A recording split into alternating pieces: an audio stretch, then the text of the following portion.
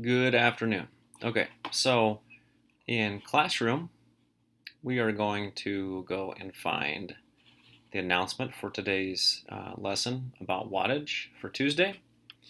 And here's what we're going to go and look for. So we can click the calculate your energy consumption. So saveonenergy.org. It takes you to this website.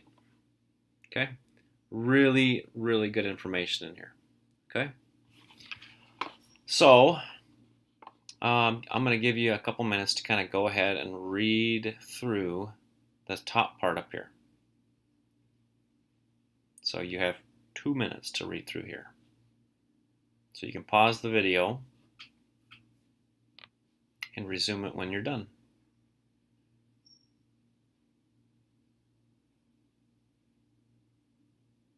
Next up. So again, kilowatts are what we price things. To run an item for a certain amount of time, it costs a certain amount of money. So probably the two biggest energy consumers at home that you probably have are your clothes dryer, your electric stove or oven, and if you have one, an electric water heater. So really anything that uses electricity to make heat is going to consume large amounts of electricity. Okay, so step one to find out how much this actually costs is to find out what's the wattage per day. Okay, so their example is about a television.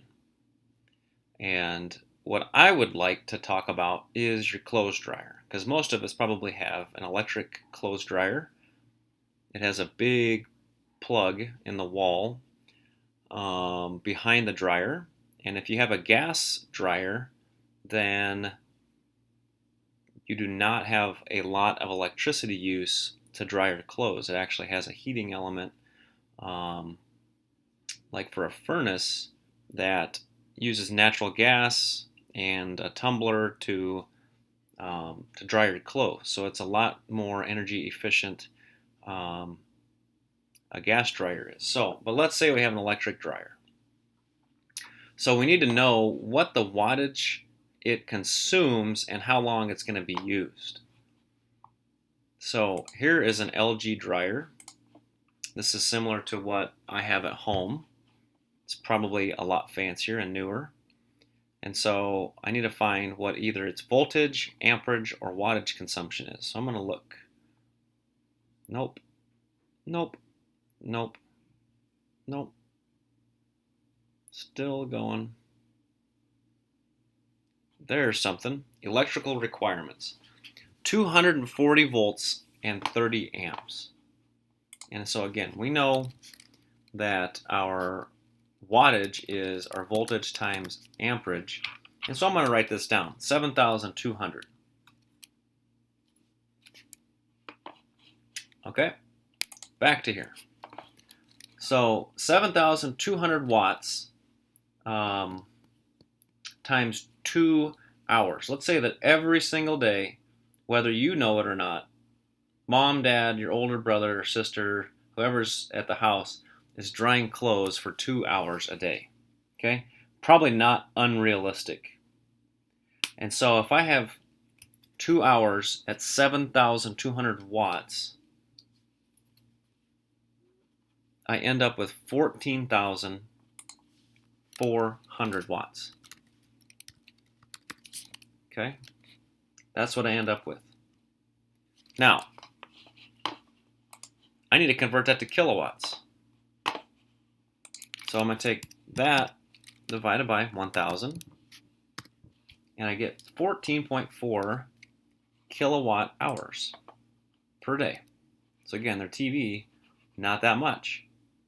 You're talking about a dryer running for 2 hours, and it's 14.4 kilowatts.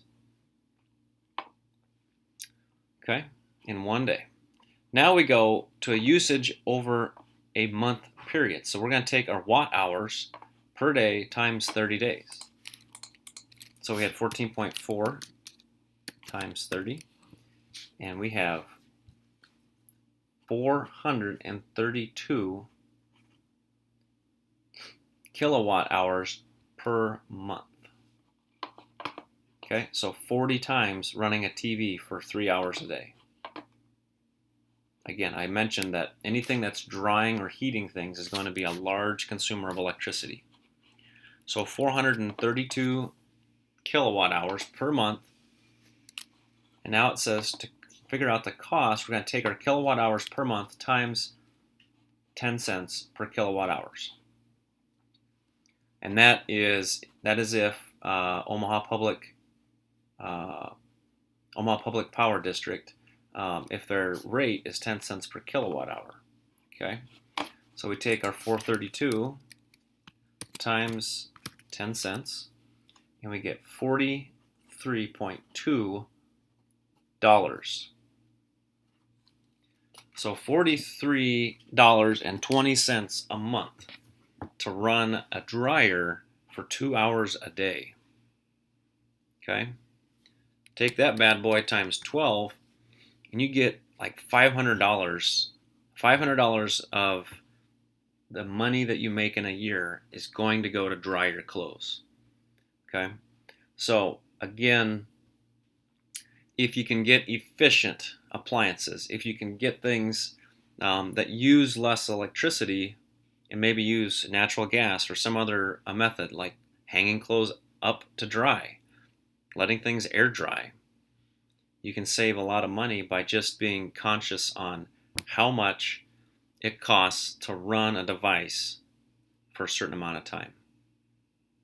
Okay, so that's $518 a year to run a dryer for 2 hours a day. That is a lot of money.